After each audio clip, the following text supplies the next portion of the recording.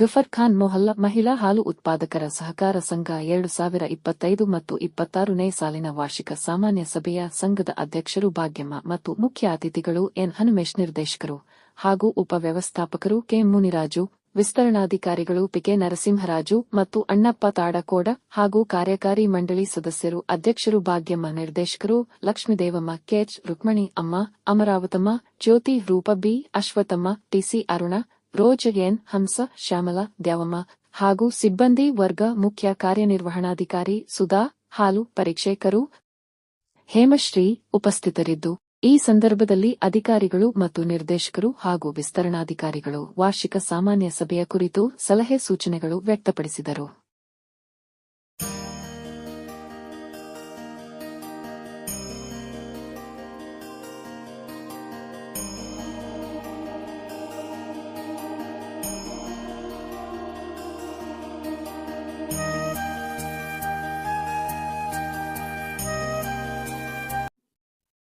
ಸ್ಥಾಪನೆ ಆದಾಗ ಹಾಲು ಶೇಖರಣೆ ತುಂಬಾ ಕಡಿಮೆ ಇತ್ತು. ಹಿಂದೆ ದೇವೇಂದ್ರ ರೆಡ್ಡಿ ಅವರು ಪ್ರೈವೇಟ್ ಗಳಿತಾ ಇದ್ರು ಅನ್ಸುತ್ತೆ ಇಲ್ಲಿ. ತದನಂತರ ಇಲ್ಲಿ ಪಣಸ್ಮಾಕರಳ್ಳಿ ಒಂದು ಗ್ರಾಮ ಇದೆ, ಮತ್ತೆ ಈ ಕಡೆ ಉನ್ಕ್ಲಿ ಇದೆ. ಉನ್ಕ್ಲಿ ಕೂಡ ಡಿಫಂಕ್ಟ್ ಆಗಿ ಡೈರಿ ಇದ್ದು ಮುಚ್ಚೋದಂತ ಗ್ರಾಮ. ಇಲ್ಲಿ ಹಾಲು ಉತ್ಪಾದಕರಿಗೆ ಯಾರಾದ್ರೂ ಒಳ್ಳೆ ಸುಸ್ಥಿತಿಯಲ್ಲಿ ಡೈರಿ ನಡೆಸಿದ್ರೆ ಹಾಲು ಹಾಕುವಂತ ಇಚ್ಛೆ ಇದ್ದಂತ ರೈತರು ಬಹಳಷ್ಟು ಜನ ಇದ್ರು. ಆಗ ದೇವೇಂದ್ರ ರೆಡ್ಡಿ ಅವರು ಏನ್ ಪ್ರೈವೇಟ್ ಗಳಿತಾ ಇದ್ರು, ನಮ್ಮ ಒಕ್ಕೂಟದ ಅಧಿಕಾರಿಗಳು ಇವ್ರನ್ನ ಕನ್ವಿನ್ಸ್ ಮಾಡಿ ನೀವು ನಮ್ಮ ಸರ್ಕಾರಿ ಡೈರಿ ಮಾಡ್ಕೊಳ್ಳಿ. ಯಾಕೆಂತಂದ್ರೆ ನಾವು ಹಿಂದೆ ಏನಿತ್ತು ಇತಿಹಾಸ ತಿಳ್ಕೊಳ್ಬೇಕಾಗ್ತದೆ, ಒಂದು ಸಂಘದ ಹಿಂದೆ ಏನೇನಾಗಿತ್ತು ಅಂತ ಹೇಳಿ. ಆಗ ದೇವೇಂದ್ರ ರೆಡ್ಡಿ ಅವರನ್ನ ಕನ್ವಿನ್ಸ್ ಮಾಡಿ ಒಂದು ಡೈರಿ ಅಂತ ಇಲ್ಲಿ ಮಾಡಿದ್ಮೇಲೆ ಆಗ ಅಳದಾಗ ಎಷ್ಟು 150-200 ಲೀಟರ್ ಅಷ್ಟೇ ಬರ್ತಾ ಇತ್ತು. 10 ಲಕ್ಷ ಬರುತ್ತೆ ನಿಮ್ಗೆ ಬಿಲ್ಡಿಂಗ್ ಕಟ್ಟೋದಕ್ಕೆ. ಅದನ್ನು ಹೊರತುಪಡಿಸಿ ಅವರ ಅನುದಾನದಲ್ಲೂ ಕೂಡ ನಾನು ದುಡ್ಡು ಕೊಡ್ತೀನಿ ಸಪರೇಟ್ ನಿಮ್ಗೆ ಬಿಲ್ಡಿಂಗ್ ಕಟ್ಕೊಳ್ಳೋದಕ್ಕೆ, ಮಹಿಳಾ ಸಂಘ ಅಭಿವೃದ್ಧಿ ಆಗ್ಲಿ. ಯಾಕೆಂತಂದ್ರೆ ಅವ್ರಿಗೂ ಕೂಡ ಈ ಸಂಘದ ಮೇಲೆ ಅಷ್ಟೊಂದು ಕಾಳಜಿ ಇದೆ. ಸೊ ಮುಂದಿನ ದಿನಗಳಲ್ಲಿ ಈ ಸಂಘ ಇವತ್ತೇನ್ 800 ಲೀಟರ್ ಬರ್ತಾ ಇದೆ, ಮುಂದಿನ ದಿನಗಳಲ್ಲಿ 2000 ಲೀಟರ್ ಆಗಲಿ 3000 ಲೀಟರ್ ಆಗಲಿ ಇಲ್ಲೇ ಒಂದು BMC ಟ್ಯಾಂಕ್ ಕೂಡ ಮಾಡುವಂತ ಅವಕಾಶ ನಿಮ್ಗೂ ಕೂಡ ಇರ್ತದೆ. ಯಾಕಂದ್ರೆ ಈ ಸುತ್ತಮುತ್ತ ಈ ಏನು ಈ ಕಾನೆ ಇದೆ, ಈ ಕಡೆ ಇರೋರು ಪಣಸ್ಮಾಕನಹಳ್ಳಿ ಅವರು, ಉನ್ಕ್ಲಿ ಅವರೆಲ್ಲ ಈಗ ಇವಾಗ ಅಲ್ಲಿ ಡೈರಿ ಮಾಡೋದು ಕೂಡ ಅಲ್ಲಿ ಹಾಕೋದಿಲ್ಲ. ಯಾಕೆಂದ್ರೆ ಈ ಡೈರಿ ಮೇಲೆ ಅಷ್ಟು ನಂಬಿಕೆ ಇದೆ ಅವರಿಗೆ. ದೇವೇಂದ್ರ ರೆಡ್ಡಿ ಮತ್ತೆ ಸುಧಾ ಅವ್ರ ಮೇಲೆ ಅಷ್ಟು ನಂಬಿಕೆ ಇಟ್ಕೊಂಡಿದ್ದಾರೆ. ನನ್ಗದ್ ಗೊತ್ತಿದೆ ರೈತರಿಗೆ. ಯಾಕಂದ್ರೆ ಬೇರೆ ಕಡೆ ಅವಕಾಶ ಇದೆ ಟೌನ್ ಅಲ್ಲಿ ಇರೋರಿಗೆ, ಅದು ಇಲ್ಲಿಗೆ ತರ್ತಾರೆ ಹಾಲು. ಕರೆಕ್ಟ್ ಆಗಿ 15 ದಿನಕ್ಕೆ ಬಟವಾಡೆ ಕೊಡ್ತಾ ಇದ್ದಾರೆ, ಗುಣಮಟ್ಟದ ಆಧಾರದ ಮೇಲೆ ಕೊಡ್ತಾ ಇದ್ದಾರೆ. ವರ್ಷಕ್ಕೆ ಕರೆಕ್ಟ್ ಆಗಿ ಬೋನಸ್ 96,310 ರೂಪಾಯಿ 85 ಪೈಸೆಗಳಷ್ಟು ಸಂಘಕ್ಕೆ ಬಂದಿರತಕ್ಕಂಥದ್ದು. ಹಾಗೆ ಸ್ಥಳೀಯ ಹಾಲು ಮಾರಾಟ 1,36,646 ರೂಪಾಯಿಗಳಷ್ಟು. ಹಾಗೆ ಸ್ಯಾಂಪಲ್ ಹಾಲು ಮಾರಾಟ 48,957 ರೂಪಾಯಿ 49 ಪೈಸೆಗಳಷ್ಟು. ಒಟ್ಟಾರೆಯಾಗಿ ವ್ಯಾಪಾರ ಲಾಭಾಂಶ 3,98,410 ರೂಪಾಯಿ 12 ಪೈಸೆಗಳಷ್ಟು ಈ ವರ್ಷ ಬಂದಿರತಕ್ಕಂಥ ಒಂದು ಲಾಭಾಂಶ. ಈ ಲಾಭಾಂಶವನ್ನ ಖರ್ಚುಗಳು ಅಂದ್ರೆ ಸಂಘದ ಪ್ರತಿನಿತ್ಯದ ಆಡಳಿತಾತ್ಮಕ ಸಂಘದಲ್ಲಾಗ್ತಕ್ಕಂಥ ಖರ್ಚುಗಳು, ಸಿಬ್ಬಂದಿ ವೇತನ 1,56,000, ಸಂಘದಲ್ಲಿ ಸ್ಟೇಷನರಿ ಖರ್ಚು 11,876 ರೂಪಾಯಿಗಳಷ್ಟು, AMCU ಸರ್ವಿಸ್ ಚಾರ್ಜ್ 1,037 ರೂಪಾಯಿಗಳಷ್ಟು, ವಿದ್ಯುತ್ ವೆಚ್ಚ 1,730 ರೂಪಾಯಿ, ಪ್ರಯಾಣ ಭತ್ಯೆ 1,300 ರೂಪಾಯಿಗಳಷ್ಟು, ಬ್ಯಾಂಕ್ ವೆಚ್ಚ 426 ರೂಪಾಯಿಗಳಷ್ಟು, ಆಡಿಟ್ ಟೈಪಿಂಗ್ ಚಾರ್ಜ್ 12,000, ಹಾಗೆ ರಿಪೇರಿ ಖರ್ಚುಗಳಿಗಾಗಿ 7,000 ರೂಪಾಯಿಗಳಷ್ಟು, ಸರ್ವ ಸದಸ್ಯರ ಸಾಮಾನ್ಯ ಸಭೆಯ ವೆಚ್ಚ 10,000 ರೂಪಾಯಿಗಳು, ಹಾಗೆ ಬಾಡಿಗೆ 20, ಇತರೆ ವೆಚ್ಚಗಳಿಗಾಗಿ 5,049 ರೂಪಾಯಿಗಳಷ್ಟು.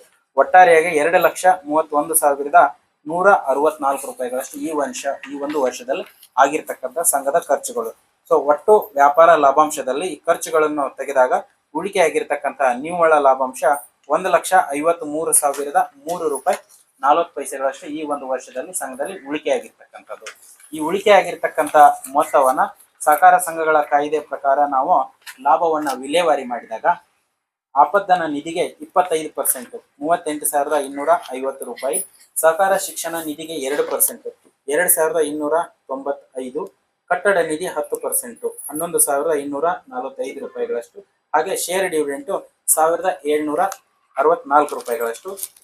ಹಾಲು ಉತ್ಪಾದಕ ಸಹಕಾರ ಸಂಘದ ಸದಸ್ಯರ ಬೋನಸ್ 65% 64,641 ರೂಪಾಯಿಗಳಷ್ಟು, ಸಿಬ್ಬಂದಿ ಬೋನಸ್ 10% 9%, ರಾಸು ಅಭಿವೃದ್ಧಿ ನಿಧಿ, ಸಹಕಾರ ಪ್ರಚಾರ ನಿಧಿ, ಹಾಗೆ ಸದಸ್ಯರು ಮತ್ತು ಸಿಬ್ಬಂದಿಗಳ ವಿಮಾ ನಿಧಿಗೆ ತಲಾ 5% ಅಂತೆ 4,972 ರೂಪಾಯಿ 39 ಪೈಸೆಗಳಷ್ಟು.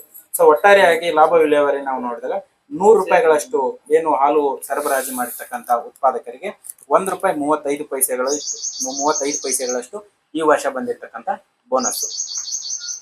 ಖರ್ಚು ವೆಚ್ಚ ಮತ್ತೆ ಲಾಭ ವಿಲೇವಾರಿ ಕುರಿತು ಏನಾದರೂ ಕೇಳೋದಿದ್ರೆ ತಾವು ಕೇಳ್ಬೋದು. ಅದೇ ರೀತಿಯಾಗಿ ಮುಂದಿನ ಒಂದು ಅಂಶ 2026 ಮತ್ತು 27ನೇ ಸಾಲಿಗೆ ಒಂದು ಅಂದಾಜು ಬಜೆಟ್ ಈ ಸಭೆಯ ಮುಖಾಂತರ ನಾವು ಮಂಜೂರು ಮಾಡ್ತಕ್ಕಂಥದ್ದು. ಸಿಬ್ಬಂದಿ ವೇತನಕ್ಕಾಗಿ 1,65,000 ರೂಪಾಯಿಗಳಷ್ಟು ಕಾಯ್ದಿರಿಸಿರ್ತಕ್ಕಂಥದ್ದು. ಸ್ಟೇಷನರಿ 13,000, ಪರೀಕ್ಷಾ ವೆಚ್ಚ 1,500 ರೂಪಾಯಿಗಳಷ್ಟು, ಸ್ಕೇಲ್ ತೂಕ ಮತ್ತು ಅಳತೆ ಇಲಾಖೆ ನವೀಕರಣಕ್ಕಾಗಿ 2,000, AMC ಸರ್ವಿಸ್ ಚಾರ್ಜ್ ವಿದ್ಯುತ್ ವೆಚ್ಚ 2,500, ಪ್ರಯಾಣ ಭತ್ಯೆ 2,000, ಆಡಿಟ್ ಟೈಪಿಂಗ್ ಆಗಿ 13,000 ರೂಪಾಯಿಗಳಷ್ಟು, ರಿಪೇರಿ ವೆಚ್ಚಗಳಿಗಾಗಿ 8,000. ಹಾಗೆ 2024-26 ಮತ್ತು 27ನೇ ಸಾಲಿನ ಒಂದು ಸಾಮಾನ್ಯ ಸಭೆಗಾಗಿ 12,000 ರೂಪಾಯಿಗಳಷ್ಟು, ಸಹಕಾರ ಪತ್ರಿಕೆಗಾಗಿ 1,000 ರೂಪಾಯಿಗಳು, AI ಬಾಬತ್ತು 3,600 ಹಾಗೂ ತರಬೇತಿ ಮತ್ತು ಪೂಜಾ ವೆಚ್ಚಗಳಿಗಾಗಿ 7,000 ರೂಪಾಯಿಗಳು. ಒಟ್ಟಾರೆಯಾಗಿ 2,78,700 ರೂಪಾಯಿ ಮುಂದಿನ ಒಂದು ವರ್ಷಕ್ಕೆ ಬಜೆಟ್ನ ಈ ಸಭೆಯ ಮೂಲಕ ತಾವೆಲ್ಲರೂ ಅನುಮೋದನೆಯನ್ನ ನೀಡಬೇಕಾಗ್ತದೆ.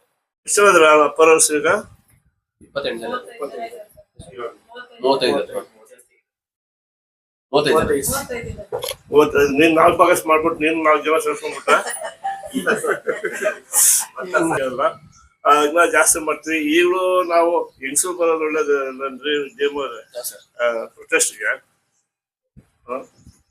ನಾವು ಈಗ ಸ್ವಲ್ಪ ನಾವು ಈ ಗೌರ್ಮೆಂಟ್ ಮೇಲೆ ಈಗ ಬರಗಾಲ, ಮೇವು ತೊಂದರೆ ಇದೆ, ಆದ್ರಿಂದ ಹಾಲು ಕ್ವಾಲಿಟಿ ಬರ್ತಾ ಇಲ್ಲ, ಹಾಲು ಉತ್ಪಾದನೆ ಕಡಿಮೆ ಆಗಿದೆ ಅಂತ ಹೇಳ್ಬಿಟ್ಟು ಎಲ್ಲ ಹಾಲು ರೇಟ್ ರೈಸ್ ಮಾಡಿ ಅಂದಾಗ ಈಗ ಅದನ್ನ ಕೆಲವರು ಈಗ ನಮ್ಮ ಡೈರೆಕ್ಟರ್ಸ್ ಎಲ್ಲ ಸೇರ್ಕೊಂಡು ಅಧಿಕಾರಿಗಳ ಜೊತೆ ಚರ್ಚೆ ಮಾಡಿ ಈಗ ಮೋಸ್ಟ್ಲಿ 19ನೇ ತಾರೀಕು ಎಲ್ಲ DC ಆಫೀಸ್ ಮುತ್ತಿಗೆ ಹಾಕೊಂಡಾಗಿದೆ.